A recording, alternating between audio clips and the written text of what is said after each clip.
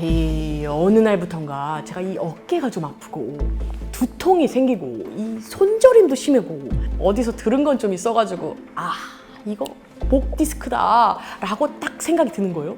그래서 제가 병원을 갔죠. 그랬더니 무슨 후종인대 골화증? 이름도 너무 어려운 이런 병명을 진단을 받았어요. 근데 이게 제대로 치료를 안 하면 제가 마비까지 올 수 있다고 하더라고요. 너무 무서워, 너무 무서운데 이 후종인대 골화증 이게 어떤 병인지 좀 자세히, 그리고 또 치료법이 어떻게 되는지 좀 자세히 알려주세요. 후종인대 골화증 아마 처음 들어보시는 분들이 많을 것 같습니다. 그러니까 목 디스크랑 증상이 굉장히 유사하기 때문에 좀 신경을 써서 우리가 이제 알아야 될 질환이거든요. 그러니까 오늘은 이 후종인대 골화증, 그게 과연 무엇인지 우리 강상수 원장님과 함께 알아보도록 하겠습니다. 후종인대 골화증을 이해하기 위해서는 먼저 그 경추뼈, 그러니까 목뼈의 구조를 조금 알아야 되는데요. 목뼈는 앞쪽에 척추체가 있고 뒤쪽에 후궁이라는 뼈가 연결된 구조를 가지고 있습니다. 이 사이를 신경이 지나가는 척추관이 있는데요. 후종인대는 이 척추관 안을 지나가면서 앞쪽으로 척추체를 지탱하는 구조물이라 생각하시면 되겠고, 이 뒤쪽으로 신경이 지나가고 있습니다.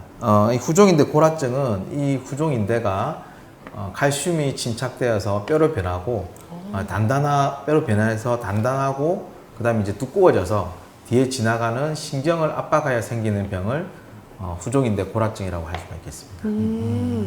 혹시 목 디스크와는 증상이 어떤 차이가 있는지. 네. 사실 저희 같은 척추 전문의들도 초기에 후종인대 골화증과 목 디스크를 감별하기는 어렵습니다.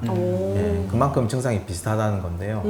우선 목 디스크는 디스크가 튀어나와서 신경을 누르게 되고 그 눌린 신경의 지배 영역 부위에 저린 통증이라든지 감각 저하, 근력 저하라든지 이런 게 이제 나타나게 됩니다. 후종인대 골화증도 처음에는 이런 목 디스크에서 나타나는 증상, 즉 이런 신경근 증상들이 이제 주로 나타나는 경우가 있고요. 척수 압박이 더 진행돼서 심해지게 되면은 손을 쓰는 게 부자연스럽다든지 아니면 보행장애, 나는 잘 걸어가고 있는데 뒤에서 본 사람이 볼 때는 술 취한 사람처럼 비틀거리게 걷는다든지 이런 척수증 증상이 나타나게 됩니다. 그래서 저희는 이제 진료실에서는 이런 이제 문진과 함께 그리고 걸어보라고 해요? 저를 걸어보기도 하고 이제 그 검사를 시행하고 그다음에 이제 정상인들에서 나타나지 않는 병적 반사가 있습니다. 눌려서 나타나는 이상 증상이 있기 때문에 그런 반사 검사를 하여서 추정을 하게 되고 그다음에 이제 엑스레이라든지 CT, MRI 같은 영상 검사를 시행하여서 진단을 하게 됩니다. 후종인대 골화증 사실 이게 굉장히 심각한 질환이잖아요. 사지 마비, 배뇨 장애, 그다음에 보행 이상. 막 보통 디스크랑은 좀 다른 좀 약간 섬찟한 말들이 많이 나오잖아요. 그러면 도대체 이건 왜 생기는 건지, 이게 진짜 노화라든지 자세가 안 좋아서 생기는 건지 굉장히 궁금하잖아요. 그럼 이 후종인대 골화증의 원인은 뭐죠? 안타깝게도 후종인대 골화증의 명확한 원인은 아직 밝혀지지 않고 있습니다. 다만 그 유병률이 우리나라, 일본 문화권에서는 좀 많이 발생이 되는데 가만히 보면 이제 밭일을 많이 하는 문화권이고 그다음에 또 절을 하는 문화가 있습니다. 그리고 이제 대사질환, 당뇨병, 구루병, 부갑상선 한증 같은 대사질환에서도 이런 후종인대 골화증이 잘 발생한다고 되어 있지만 이 역시도 명확한 인간관계는 발견되지 않고 있습니다. 그리고 이제 다른 요인으로 생각해 볼 거는 유전적 요인도 있다고 되어 있습니다. 유전적. 비단 퇴행성일 거라고 생각을 했는데 유전적인 요인도 있다라고 마지막에 이렇게 탁 던지셔가지고 약간 섬찟하죠. 네. 그런데 그러면은 맞아요.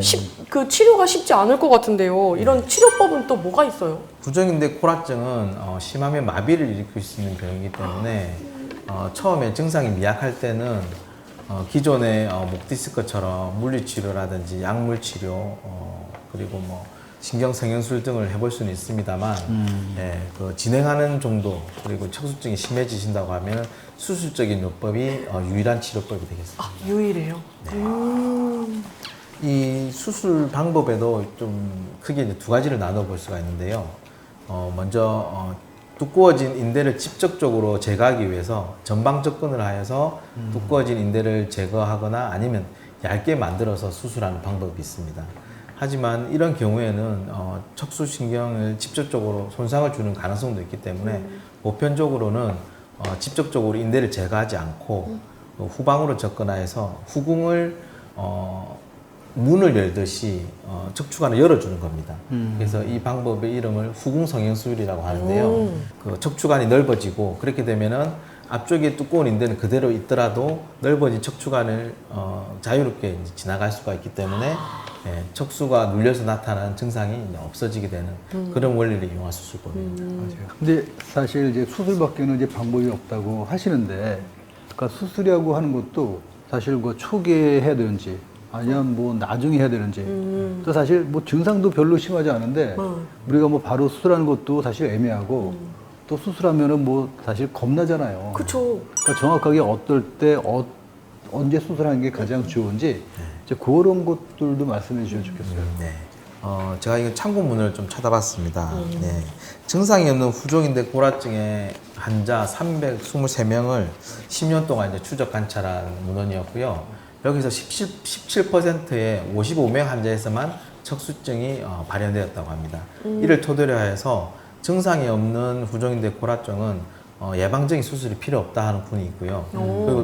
그리고 이제 또 한편으로는 경미한 사고로 후종인대 골화증이 있는 경우에 경미한 사고로 인해서 사지마비가 온 예도 있기 때문에 실제로 제 친구 아버님이 맞아요. 나무에서 있죠. 떨어지셨는데 알고 보니 후종인대 골화증이 있었고 사지마비가 온 사례가 있었습니다. 그러셨는데 이제 그런 예를 들어서 후종인대 골화증이 발견되면 예방적으로 수술이 하는 게 맞다. 이렇게 하는 분도 있습니다. 그래서 사실 수술 시기를 정확하게 이렇게 정하기는 어려울 것 같은데 우선은 앞서 말한 목디스크와 같은 이제 신경근 증상이 있을 때는 좀 대증적인 치료를 좀 해볼 수 있을 것 같고요. 우리가 이제 손놀림이 서툴다, 그리고 보행장애도 생기고 대소변 장애도 좀 생기고 이런 이제 척수증 증상이 생기면 그때는 지체하지 말고 정확한 진단을 내리고 수술적인 치료를 시행하는 게 좋을 것 같습니다.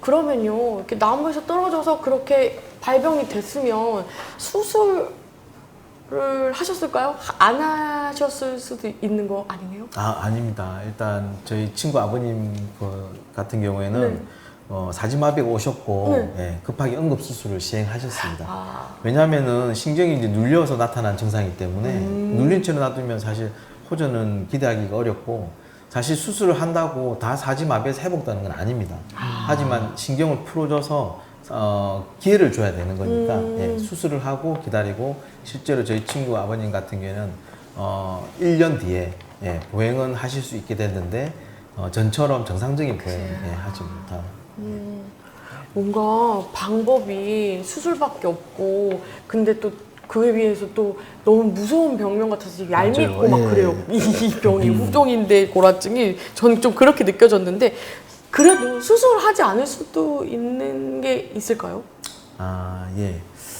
아무래도 아까 좀 전에 말씀드린 것처럼 척수증 증상이 나타났으면 이게 이제 병이 진행하는 방향으로 가지 호전되는 방향으로 가기는 어렵기 때문에 수술하는 게 맞다고 생각합니다.